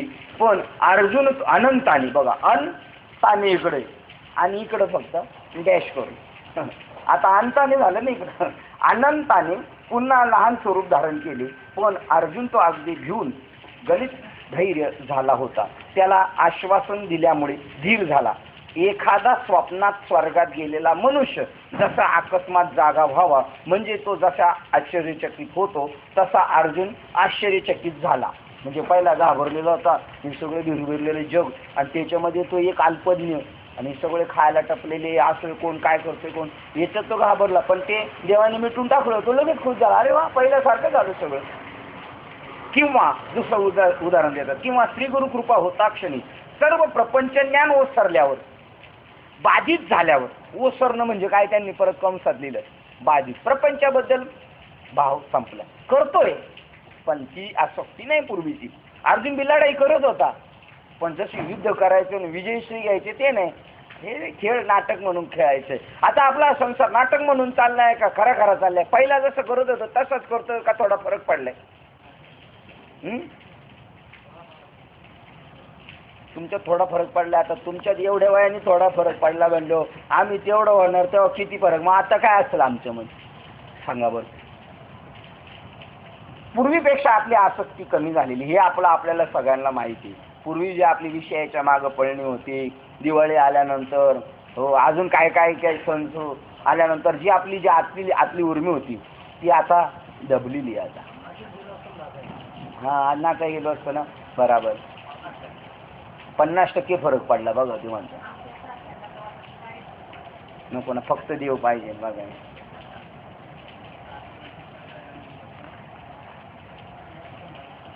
किंवा श्रीगुरु कृपा होता क्षणी सर्व प्रपंच ज्ञान ओसरलं. पण जर तो पळत असेल ना अजून तर समजायचं ओसरलं नाही बाधित झालं. खोटीच्या मागं काय पळायची गरज आहे? खोटीच्या मागं पळाल का तुम्ही? आता समजा तिथं 500च्या नोटीचे बंडल पडलेले पण एक जण जाऊन आला आपल्यातला आणि त्यांनी सांगितलं खोटे आहेत ते खरे आहेत का? जाणार का आपण? त्यांनी एकाने सांगितलं आपण नाही ना जाणार. मग आता आपल्याला एकाने सांगितलं ना श्रीपाद बाबांनी सांगितलं आपल्या गुरु महाराजांनी सांगितलं 6 वर्षातल्या मेळाव्यातल्या 6 दुने 12 महाराजांनी सांगितलं प्रवचन 4 4 8 6 8 8 8 4 7 48 ना 24 महाराजांनी आपल्याला सांगितलं. एवढ्यांनी सांगितलंय का प्रपंच ज्ञान ओसरलं पाहिजे. प्रपंच आहेच नाही. बाधित झाल्यावर आत्मतत्वाने परब्रह्म साक्षात्कार होतो. ज्यावेळेला संसाराच्या बद्दलचं खोटा आहे कळेल, त्याच वेळेला खऱ्या परमार्थाचं. साप खोटा आहे हे कळल्यावरच रश्मीचं ज्ञान होईल ना.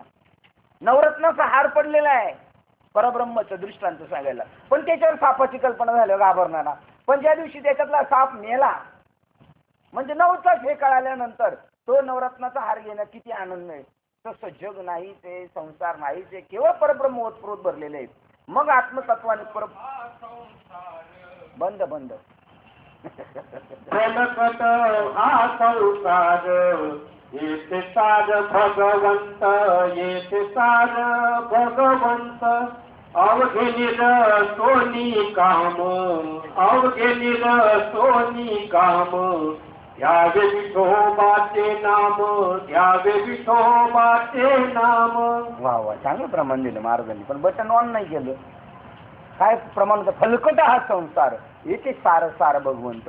हो, आईशी जाग येतं म्हणा, सरशी जण सोनिया काम. एकदम बरोबर आहे, दोघांचं बरोबर आहे. श्री गुरु होता प्रपंचानं ओसरल्या बाधित झाल्यावर मग आत्मतत्व आणि परब्रह्म तत्व साक्षात्कार होतो. त्याप्रमाणे विश्वरूप ओसरल्यावर श्रीकृष्णास पाहून अर्जुनाची स्थिती झाली. अर्जुनाच्या मनात असे वाटले की चतुर्भुज मूर्तीच्या आड जो विश्वरूपाचा पडदा होता तो नाहीसा झाला. फार उत्तम झाले. काय जणू का किती लोकांना हेच वाक्य आपल्याकडं आपण पाहतो. आपल्या बरोबर अनुग्रह घेतलेले, आपल्या अगोदर अनुग्रह घेतलेले परत येडेवाणी करायला लागले. हेच अर्जुनाचं सारखं. तुम्हाला बरी झाली ती बॅच गेली, नाही तर उठले का सुटले, चला इकडं चला तिकडं चला तिकडं, नाही तेच बरे. आता जणू काय काळाला जिंकून आला. हो, तो काय म्हणतो, अर्जुनाच्या मनात असे वाटले चतुर्भुज मूर्तीच्या आड जो विश्वरूपाचा पडदा होता तो नाहीसा झाला. फार उत्तम झाले. जणू काय काळाला जिंकून आला किंवा भयंकर वाऱ्यात मागे हटवून आला, अथवा सातही समुद्र आपल्या बाहूने पोहून उतरून आला. वरील संकटातून पार पडल्यावर जसा आनंद होतो त्याप्रमाणे विश्वरूप दर्शनानंतर श्रीकृष्ण रूप पाहिल्यावर अर्जुनाच्या चित्तात फार आनंद झाला. काय दृष्टांत दिली? समुद्रात बुडत होता, स्वतःच्या बाहूनी तरुण 7 समुद्र आल्यावर किती आनंद होईल. दुसरी गोष्ट काय सांगितलं, काळाला जिंकून आल्यानंतर वरील संकटाप्रमाणे तुला जसा आनंद होतो तसं विश्वरूप गेलं आणि सगुण रूप झाल्यावर आनंद झाला. आता आनंद झालं का काय झालं त्याला? हा भ्रमित आनंद झालेला आहे, वास्तव आनंद नाही झाला. मग सूर्य अस्तात गेल्यावर जशा आकाशात चांदण्या पुन्हा प्रगट होऊन चमकू लागतात. काय वाक्य? मग सूर्य अस्तात गेल्यावर जशा चांदण्या आकाशात पुन्हा प्रगट होऊन चमकू लागतात त्याप्रमाणे विश्वरूप नाहीसे झाल्यावर अर्जुन सर्व लोक समुदायासह पृथ्वी पाहू लागला. आणि पाहतो तो तेच कुरुक्षेत्र जसेच्या तसे होते. आपल्या व शत्रूंच्या सैन्यात सर्व गोत्रजही जसेच्या तसे आहेत व एकमेकावर शस्त्रास्त्राचे समुदाय वर्षाव करीत आहेत. असं पाहिलं. मग तुम्ही आता मला सांगा, एवढं वाचताना तुम्हाला कधी शंका पडली का, प्रश्न आला का? ही लढाई करायच्या अगोदर गीता सांगायला झाली सुरुवात की लढाई चालू झाल्यावर गीता सांगायला सुरुवात केली? लढाई चालू झाली होती, शस्त्रास्त्राचं वर्षाव चाललाय म्हणजे लढाई चालू झाली का बाबा? बाबांना काही सांगता येणार? लढाई चालू नव्हती झाली. त्यांनी पहिलंच रथाच्या दोन्ही सैन्याच्या मध्ये रथ नेऊन उभा केला आणि सांगितलं मला बघू कोण कोण लढायला आले. तोपर्यंत चालू नाही झाली लढाई. त्यांनी टाकलेल्या त्या बाणाच्या मांडवाखाली आपला रथ जागच्या जागी पूर्वीप्रमाणे तसाच स्थिर उभा आहे व भगवान लक्ष्मीपती पुढे धुऱ्यावर बसलेले असून आपण रथाखाली आहोत. याप्रमाणे वीरश्रेष्ठ अर्जुनाने पूर्वीचे जसे मागितले होते तसे प्रभूचे पूर्ववत स्वरूप पाहिल्यावर तो मग म्हणाला, महाराज खरोखर मी आता वाचलो असे मला वाटते. माझे ज्ञान हे बुद्धीला सोडून भीतीने रानोमाळ झाले होते व अहंकाराचं वर्तमान मन हे देशदोडीला लागले होते. मग चांगलं झालं का वाईट झालं? अहंकार गेला होता, मन निघून गेलं तर चांगलं झालं का वाईट झालं? मन संपलं पाहिजे. मन हे गेले विलया किंवा अहंकार गेला तुका म्हणे देव झाला, उलट चांगलं झालं होतं.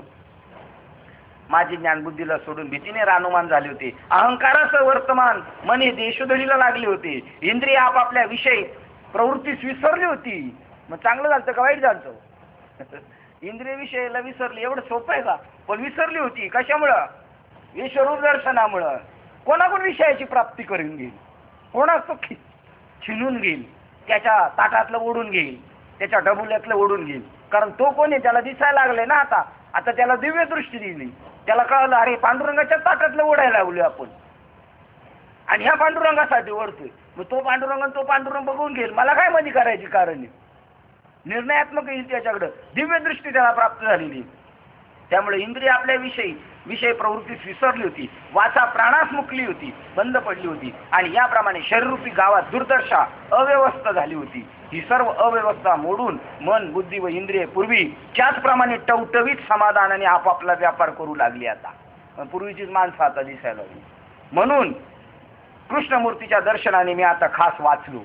असंच बऱ्याच लोकांचं झालं, बऱ्याच महाराजांचं असं झालं, भक्तांचं असं झालं, अनुग्रह घेतला, प्रबोध झाला, सगळं झालं आणि आता पहिल्यासारखं झालं. आणि आता पुढं पहिल्यासारखं होतं ते मध्ये विसरलं होतं, सगळं देव दिसत होतं, हरी हरी माऊली माऊली आळंदीमध्ये असंच होतं, माऊली माऊली पंढरपूरमध्ये, आणि तिथून निघाला आणि इकडं आला का परत जायचे. तसंच झालं तो म्हणला. आता मी पूर्वीसारखं मला सगळं दिसायला लागलं, म्हणजे आता विश्वरूप गडप झालं का दृष्टीच्या पुढं, का जगत भाव तयार होतो, मग देह भाव तयार होतो, मग कामना शक्ती ऑटोमॅटिक पहिल्यासारख्या जागा होतात. अशी अर्जुनाची दर्शनाने मी आता खास वाचलो, अशी माझी अर्जुनाची खात्री पटली. याप्रमाणे अंतर्यामी मनात सुख पाहून अर्जुन श्रीकृष्णात म्हणाला की देवा, आपण हे जे मनुष्य रूप श्रीकृष्ण रूप धारण केले ते मी डोळे भरून पाहिले. देवराया, आपण या कृष्ण रूपाचे दर्शन मला दिले, म्हणजे मज चुकलेल्या लेकराची समजूत घालून तुझ्या मातेने मला स्तनपानच द्यावे असे झाले. विश्वरूप समुद्रात जो मी हातांनी लाटांनी पाणी तोडीत आक्रमित होतो, तो मी आता या तुझ्या चतुर्भुज मूर्तिरूप तीराला येऊन लागलो. हे द्वारकावासी वीरश्रेष्ठा, आपण मला हे चतुर्भुज रूप दर्शन दिले असे नाही तर वज सारख्या सुकून चाललेल्या वृक्षावर जणू मेघ वर्षावच केला असे झाले. महाराज, प्रस्तुत तहानेने व्याकुळ झालेला जो मी, त्या मला हा चतुर्भुज मूर्तिरूप अमृत सिंधूस अवचित भेटला. म्हणून माझ्या जगण्याचा मला भरवसा आला. माझ्या हृदयरूप अंगणात हर्षरूप वेलीची लावणी झाली आहे आणि आता सहजच माझी व सुखाची समजूत झाली, म्हणजे मला आनंद झाला आहे. आता बघा पुन्हा देव भगवान वाच्य पुन्हा एक कानफाडीत मारणार. आता हे अर्जुनाचे भाषण ऐकल्यावर श्रीकृष्ण म्हणाले, अरे हे काय खरोखर तू विश्वरूपावर प्रेम ठेवून मग सगुण रूपाशी येऊन मिळावेस.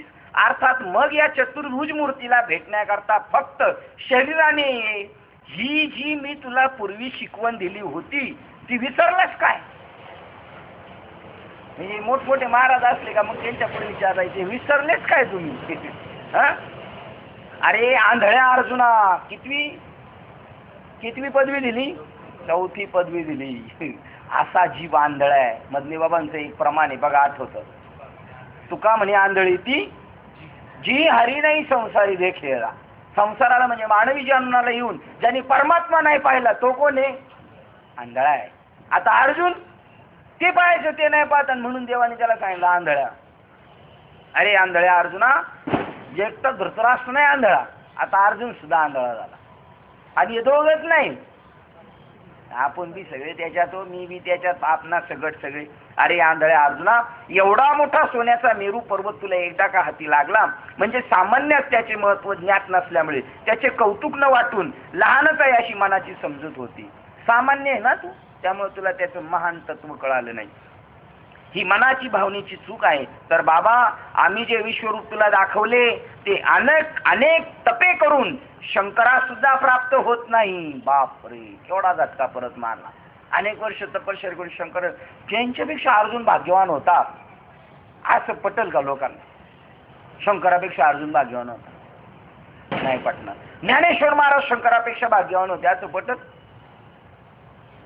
आणि किरीटी अष्टांग योग साधनासारखी संकटे आचरण करून योगी शिंतात, तरी त्यांनाही जे विश्वरूप पाहण्यास अवकाश सापडत नाही ते विश्वरूप एकदा तरी थोडेसे पाहावयास मिळेल काय असे घोकता त्या चिंतनात देवांचीही आयुष्य वेळ निघून जाते. अमरावतीमध्ये राज्य करणारे जे देव आहेत ते सुद्धा म्हणतात एवढंच एक निमिषभर तरी पाहायला मिळावं. आयुष्यभर घोकंपट्टी करतात पण त्यांना भेटत नाही.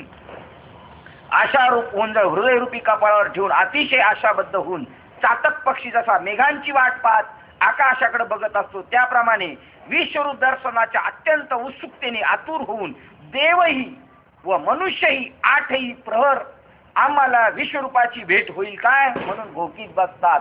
8 प्रहर म्हणजे पूर्ण दिवस ना, पूर्ण 24 तास वाट बघत बसतात.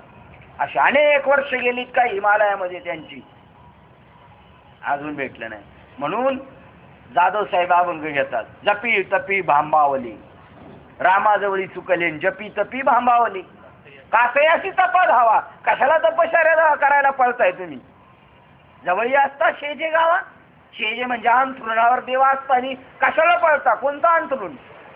हे शरीर आहे ना, या अंथरुणावर परमात्मा निजलेला आहे, पण त्याला ओळखत नाही. त्याच्याजवळच हा निजलेला आहे, तरी त्याला कळत नाही. पा देवही व मनुष्य 8ही प्रहर आम्हाला विश्वरूपाची भेट होईल का म्हणून घोकीत बसतात. पण त्यापैकी कोणी स्वप्नात देखील जे पाहिले नाही असे हे विश्वरूप आज प्रत्यक्ष मोठ्या आनंदाने तू पाहिलेस.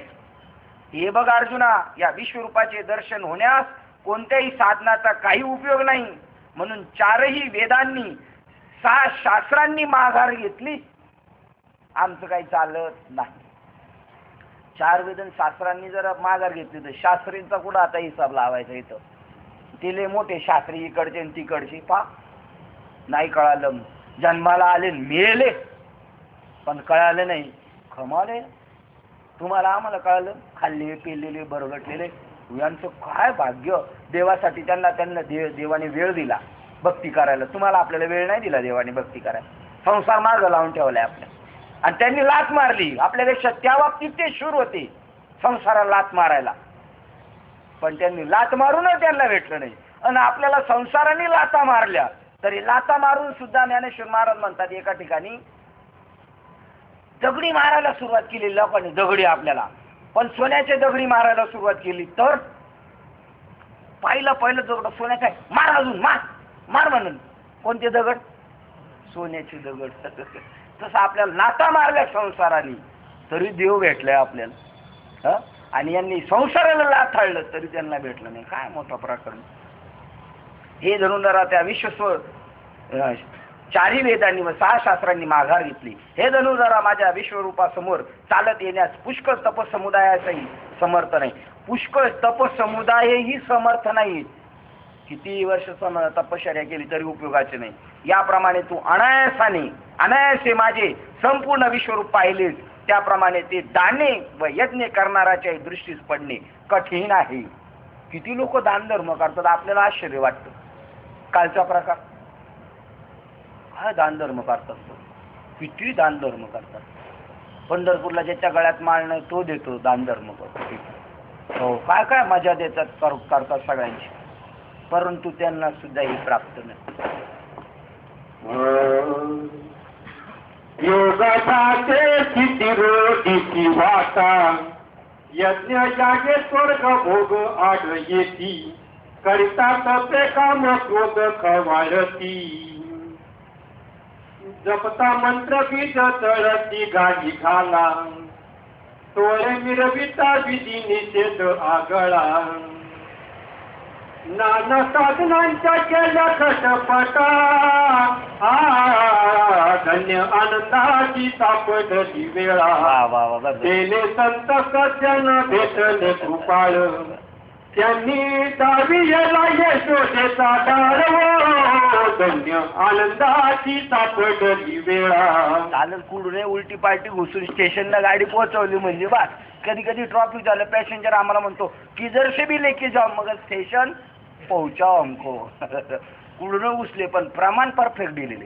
काय साधनाच्या खटपटे केल्या, कर्मकांड केले, जपतप केलं, त्यांनी काम करत खवळतात, सगळ्या गोष्टी करून उलट होतं.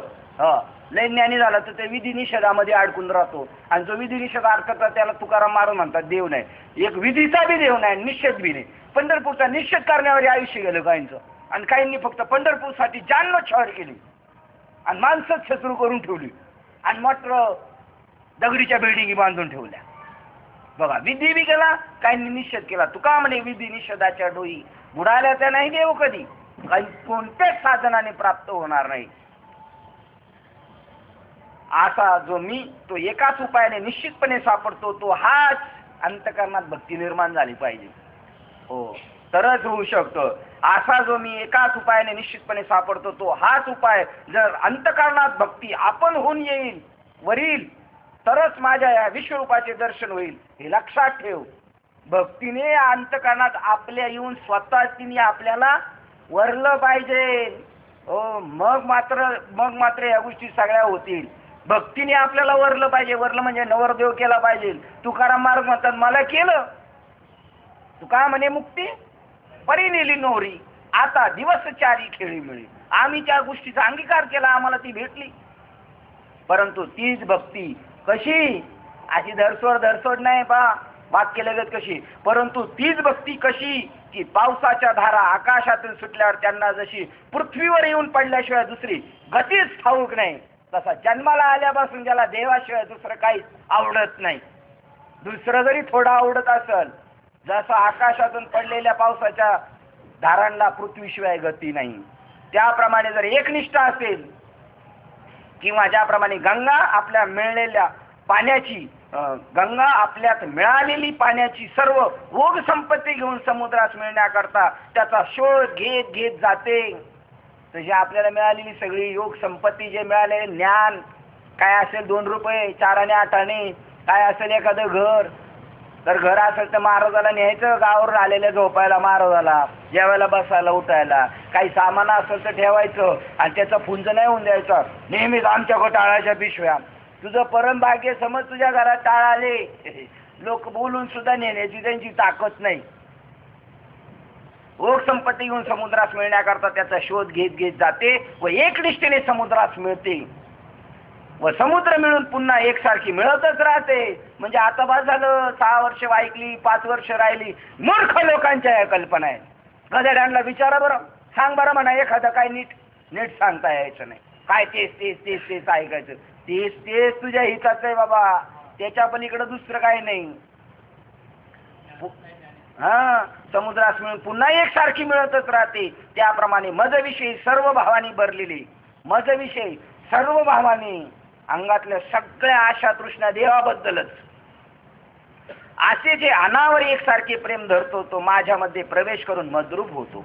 आणि ज्याप्रमाणे क्षीर समुद्र जहा काठाशी मध्यभागी एक सारखाच दूधमय व गोड असतो, त्याप्रमाणे मी सर्वत्र सारखा व्याप्त आहे. चांगला वाईट काठावरचं नाही पाणी घ्यायचं, मध्ये गेल्यावर घ्यायचं. काठावरचं दूषित असतं. अरे दूषित असलं सुद्धा तरी ते समुद्राचंच पाणी, नाही समुद्रच. त्याप्रमाणे माझ्यापासून थेट मुंगीपर्यंत भगवान कृष्ण सांगतात, माझ्यापासून तर थेट मुंगीपर्यंत स्थावर जंगम प्राणी मात्राच्या ठिकाणी ज्यांना भजन करण्यास माझ्यापासून निराळा द्वैत भावच उरत नाही. मुंगीला सुद्धा तो म्हणतो कृष्णच आहे, मुंगीला सुद्धा कृष्ण आणि कृष्णाला सुद्धा कृष्ण. मग त्याच्यामध्ये जर मोठमोठे महाराज आले तरी त्यांना सुद्धा तो काय म्हणणार? विशेष तुम्ही असं नाही, अरे आम्ही मुंगीला सुद्धा कृष्ण म्हणतो म्हणून तुम्हाला सुद्धा कृष्ण म्हणतो. कारण ते सगळं उत्प्रोतच ते भरला घनदाट हरी दिसे. अशी ज्या वेळेस त्यावेळेला निराळा द्वैत भावच उरत नाही. मुंगी हे सुद्धा भाव उरत नाही, तो बी कृष्ण रूप. यालाच कृष्ण माझे मन, कृष्ण माझे जन, सोयरे सज्जन, कृष्ण माझे तुका म्हणे माझा देव झाले अवघे जन, दोष गुण हरपणे. माझ्या वाचून निराळा द्वैत भाव उरत नाही. अशी ज्या वेळेस चित्तवृत्ती होते त्यावेळेस माझा सर्व व्यापक विश्वरूपाचे ज्ञान होते. हो, आणि असे ज्ञान झाले म्हणजे अर्थात दर्शनही होते. असं ज्ञान झाले का दर्शन करायला किती वेळ लागतो? मग जसे घर्षणाने लाकडापासून अग्नी उत्पन्न होऊन लाकूड पेटल्यावर लाकूड हे नाव नाहीसे होऊन तेच मूर्तिमंत अग्निरूप बनते, तसा तू सुद्धा तेच होऊन जाशील. 2 लाकडांची घासाघात झाली, दोघांमधून अग्नी निर्माण झाला. मग आता 2 लाकडं राहतील का दोन्ही मिळून एक काय होईल? अग्नी होणार. तसा देव आणि बघतो हे सुद्धा भेट शिल्लक राहत नाही. हे कापूर जो जाळायचा ना, ते आरती पुढे याच्यासाठीच मी कापूर दिला. आज तू कापूर दिला नाही, तू कापूर हो. येणाऱ्याने काय झालं पाहिजे? कापूर झालं पाहिजे. जाळणाऱ्याने काय झालं पाहिजे? कापूर झालं पाहिजे. मग ओवाळीचा आरती देवातून त्याच्यात भेद नुरे. किंवा जोपर्यंत सूर्य उगवला नाही तोपर्यंत गगन अंधाराने भरलेले असते. मग तो सूर्य उगवल्यावर जसे ते आकाश सर्वत्र प्रकाशमय होऊन जाते, त्याप्रमाणे माझा साक्षात्कार झाला म्हणजे अहंकाराची येरझार अविलंबे करून सदाची संपते. अविलंब करून म्हणजे थोडाही वेळ लागत नाही. साक्षात्कार झाला का येरझारला विलंब नाही, ताबडतोब संसाराची येरझार संपली. त्याप्रमाणे माझा साक्षात्कार झाला म्हणजे अहंकाराची येरझार अविलंबे करून सदाचीच संपते व अहंकार नाहीसा झाल्यावर मी सर्वत्र श्रीहरीच पाहत आहे असे दृश्य द्रष्टा भावात्मक द्वैतही निश्चयतया जाते. मी देवाला पाहतो, मी देवाला पाहतो हे सुद्धा द्वैत राहत नाही, कारण पाहणारच कोण होतो. मग आता तोच म्हणाल का मी मलाच पाहतो, मी मलाच पाहतो. असा जर रोडनी निघालो आपण जर असं म्हटलं तर लोक आपल्याला जास्त वेळ नाही म्हणायचे. मी देवाला पाहतो, मी देवाला पाहतो, मी देवाला पाहतो, तर म्हणतील हा येडा झालाय, पण पुरा येडा नाही झाला. पण तो जर खाली जाऊन म्हणला मी मलाच पाहतो, मी मलाच पाहतो, मी मलाच पाहतो, ते म्हणतील ही आता सर्किट झाली, याला ठाण्याशिवाय काय पर्याय नाही, तर याला इंजेक्शन देऊन गप्प बसवायला लागेल. मलाच मी पाहतो, मलाच मी पाहतो. आज तू मला भेटला असं नाही म्हणत, जरी भेटला मी मलाच भेटलो, चल मी मला चहा प्यायला जातो, चल मी येतो चहा प्यायला, येतो का तू सांगा बरं. हे अद्वैत जाणणारे फार विरळ आहे. तुमचा आमचा साधुबोध झाला नुरून या ठेला ठाईच मुराला अनुभव. तो अनुभव आतमध्येच उराला, आता काही शिल्लक नाही राहिला. भूत जे जे भेटे ते मी आयशे वाटे, काही शिल्लक नाही राहत. साधुबोधवर बाबांचं विश्लेषण कॅशेट लांबवली माझी कोणीतरी, मस्त कॅशेट. गंगा सागर संगमी गंगा सागर संगमी अवघ्या उर्मी झाल्या एक माय, अवघ्या उर्मी झाल्या एक मय. मस्त डबल प्रमाण घेऊ नका, फक्त सिंगल घ्या. एकदम मस्त प्रमाण दिलं, एकदम योग्य प्रमाण. काय प्रमाण होतं? तुका म्हणे गंगा सागर संगमी. गंगा पळत गेली सागराला मिळाली. आता तिची पळापळी अवघ्यावर मी झाले एकमय, म्हणजे सागर रूप झाले. आता कुठं जायचं नाही, आता इथं जा. आता कोठे जावे ही गंगा म्हणजे आता कोठे जावे म्हणलं. तुमचे चरण देखले तिची जर स्थिर झाली, आता गंगेचं पळणं थांबलं आणि आता गंगा ही तिला शब्द राहिला नाही, ती सागर रूप झाली. अवघ्या उर्मी झाल्या एकमय तुका म्हणे गंगा. आणि बाबांचं वाक्य साधुबोध झाला मध्ये देहभावही शिल्लक राहत नाही आणि आत्मभाव सुद्धा, मी आत्मरूप हे शिल्लक नाही आणि मी देहरूप हे शिल्लक नाही. काय भाग्य आहे आपलं. पण आपल्या भाग्याचं सुद्धा आपल्याला काय जोपासना करता आली पाहिजे. मिळालेली गाडी नीट चालवता आली तर बरं, नाही तर ठोकून मारायचं, कुठं जाऊन हातपाय मोडून घरात परत पडायचं. किती लोक हातपाय मोडून घरात पडली. ही गाडी म्हणतो बरं का मी, ही गाडी घेऊन घरातच खितपत पडली माणसं. मी सर्वत्र श्रीहरीच पाहत आहे असे दृश्य आणि द्रष्टा भावात्मक द्वैती निशिष्टा जाते. मग विश्वासहित देह अहंकार नाहीसा झाल्यावर कापुराच्या वाती उजळायला जाते, ठाईच समाप्ती झाली. मग विश्वासहित देह अहंकार नाहीसा झाल्यावर मी व तो हे सर्व विश्वासा भेद निरंतर जाऊन केवळ सर्वत्र मीच म्हणजे एकम द्वितीय परमात्म तत्वच स्वभावता उर्वरित राहते. किंबहुना तो जीव ऐक्यबोधाने माझ्याशी समरस होतो. काय वाक्य, एवढे एकरूप झाले, काय शिल्लक राहिलेली. जो मला एकट्याला स्वतः केलेली सर्व कर्तव्य कर्म अर्पण करतो. कोणासाठी करायचे? हे सगळं त्या ईश्वरासाठीच करायचं. जे मला एकट्याला स्वतः केलेली सर्व कर्तव्य कर्म अर्पण करतो व ज्याला जगात माझ्या वाचून दुसरी काही आवडत नाही. जोपर्यंत नातेवाईक वगैरे आवडतात ना, जोपर्यंत घरदार आवडतो तोपर्यंत देव आवडत नाही, हे निश्चित समजायचं. माझ्या वाचून दुसरी काही आवडत नाही. ज्याची ऐहिक व पारलौकिक हे सर्व केवळ मीच होऊन राहिलेलो आहे. ऐहिक या लोकातल्या सुद्धा सगळी गोष्टी तोच, आणि पारलौकिक सुद्धा तेच होऊन राहिलेले. ज्याने मलाच म्हणजे मतप्राप्तीला जीवनाचे फल असे मानले आहे, त्याला दुसरं काहीच नाही. केवळ एकच त्याचा उद्देश बा. जो प्राणी मात्र हे नावच विसरला, कारण मला सर्वत्र पाहतो म्हणून भूते माझ्यापासून वेगळी आहेत अशी ही भाषाही तो जाणत नाही. त्यामुळे सर्वांशी निर्वैर होऊन निर्मत्सर होऊन जगातील जी जी वस्तू दृष्टीस पडेल तीच व्याप्त असणाऱ्या सर्वेश्वरास बघतो. विष्णुमय जगचं तिसरं चरण. कोण आहे जीवाचा न घडवत? वर्मे सर्वेश्वर. सगळं सर्वेश्वर असल्यामुळे ते वर्म काढल्यामुळं कसं मत्सर घडेल? आणि त्यामुळे सर्वेश्वरास बसतो.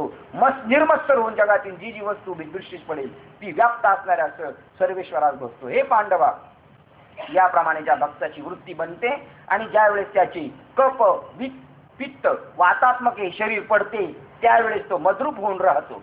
संजय म्हणतो, हे धृतराष्ट्रा, ज्याच्या उदरात हे सर्व जग भरून राहिलेले आहे, उदर मोठे झाले आहे, अशा त्या श्रीकृष्ण भगवानाने करुणा रसयुक्त म्हणजे रसाळवाणीने असे भाषण केले.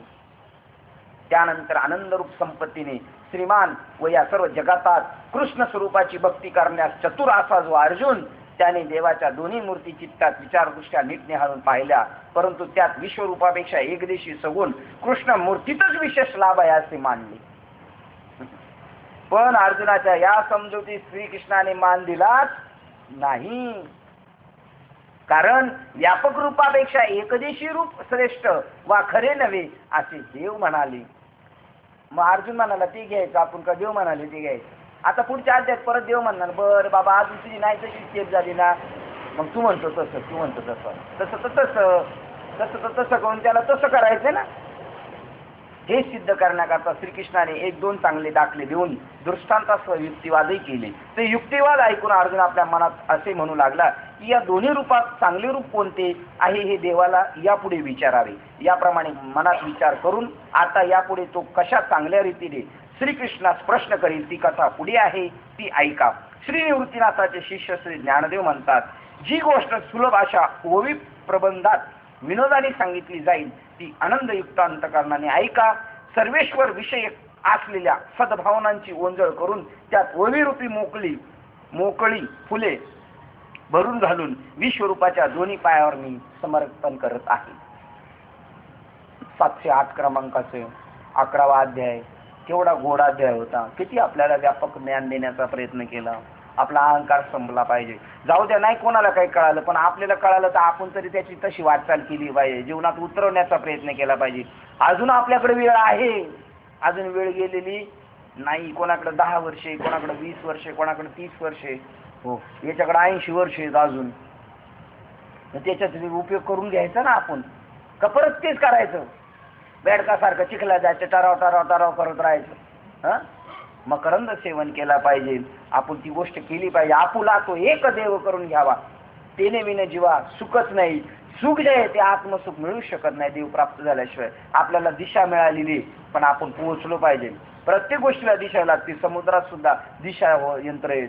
हे वरती खंडोबाच्या इथं लाईटी लावलेल्या आहेत, विमानासाठी दिशा आहे. तसं संत आपल्याला दिशा दाखवतात. मार्गक्रमण आपल्यालाच करावं लागणार आहे. उद्या आपल्या मालिकेतील बंडोबाबांची पुण्यतिथी विठ्ठलवाडीला आहे. 1 दिवसाचा वैष्णव मेळावा आहे. सर्वांनीच यायला पाहिजे. ज्यांना शक्य असं म्हणणंच चुकीचं आहे, कारण आपल्याला सारासार कळालेले. तर आपण आपला विचार करायचा. शेवटी कसं आहे, ज्याला स्वतःचं हित करून घ्यायचं असेल तो त्या माणसाने म्हणावं आपुल्या हित जो असेल, आपुल्या हित जो असेल जागता तो येईल, झोपता असेल तो झोपा. तसं काय नाही. आधी यायला पाहिजे असं बी काही नाही, पण यायलाच पाहिजे हे मात्र फायनल आहे, ज्याला शक्य आहे. आणि तुम्ही जर प्रॉब्लेमच सांगत बसले आयुष्यभर तर शेवटी काय ते प्रॉब्लेम संपणारे नाही. तर तुम्हाला तुमचं हित करून घ्यायचं असेल तर उद्या बंडोबाबांची पुण्यतिथी आहे. ज्यांनी आपल्यापर्यंत हे ज्ञान आणलं त्या ज्ञानाला आपण सामोरे जायला पाहिजे. त्या संताची पुण्यस्मरणाला आपण हजर राहिलं पाहिजे. ज्यांना शक्य आहे त्यांनी वेळ काढायची, आडी अडचण सांगायची नाही. आणि जर आडी अडचण सांगितलं तर शेवटी जसे ज्याचे कर्म तैसे, जसं तुम्ही देवाला भजाल तसं ते तुम्हाला भेटाल. तुम्ही जसं कराल, जेवढा सत्संग कराल तेवढंच तुम्हाला ज्ञान होणार. तुमचं धरसोडचं सत्संग असेल तर धरसोडचं ज्ञान, धरसोडचा परमार्थ असंच राहणार आहे. 8 तास पूर्वक ज्यांना शक्य त्यांनी करा. वेळ मिळणार नाही पुन्हा, मिळालेल्या वेळेचं सोनं करा. आज मात्र बरोबर 9लाच आपला 11वा अध्याय संपलेला आहे. त्यामुळे झालेली सेवा हृदयस्थ सद्गुरू सच्चिदानंद श्रीपाद बाबा रामदास बाबा अधिष्ठान परमात्मा श्री गणरायाच्या चरणावर आणि तुम्हाला सर्वज्ञांच्या चरणावर सेवा समर्पित करून सेवेला आपण इथे पूर्ण विराम देऊया. पुंडली कवरदेव हरी.